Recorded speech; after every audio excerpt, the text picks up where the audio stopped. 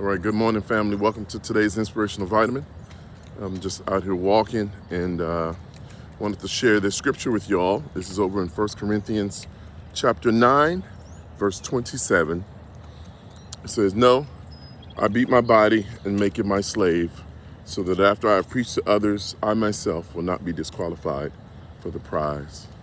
And I recently shared this scripture with one of my daughters, and I ended up convicting myself because I think it's a scripture that we don't necessarily think about often when it comes to ourselves. We think about it when it comes to others, if we think about it at all. And hence why I was sharing it with my daughter. But when you think about it, Paul here is telling them to beat their body, to deny themselves, to not just do whatever feels good. And I think too often, for me, I will tend to do that. And so I just wanted to mention some specific areas that we may or may not consider as far as beating our bodies. When it comes to food and the things that we eat, a lot of times I feel, especially if I'm feeling emotional, had a hard day at work, maybe Danielle and I aren't agreeing in some areas, then I go to food, and I go to bad food, and lots of bad food.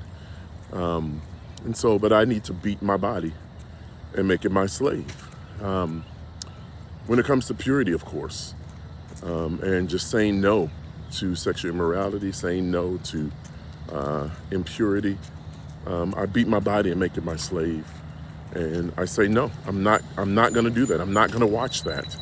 And I remember in the campus ministry way back in the day as a young Christian, I would fast forward through shows if there were sex scenes and things like that, because I didn't want to be tempted. And my question is, do we just sit and watch those now? Have we kind of numbed ourselves to those things? But I need to beat my body and make it my slave. When it comes to our marriages and our roommates and relationships, do we beat our bodies and make it our slaves? How I am with my wife should not be dictated by how she is with me. That's not how God treats us, and that's not how I'm expected to treat my wife. And so I need to beat my body and make it my slave. If I'm not feeling encouraged or something, I feel like she should be doing a certain thing or whatever, I can't just give in to my feelings. I need to beat my body and make it my slave. Even with me getting up today and coming out here to go walking and put in exercise, I didn't want to. I didn't feel like it. But I have to beat my body and make it my slave. Question for you. In what area or areas do you need to beat your body and make it your slave?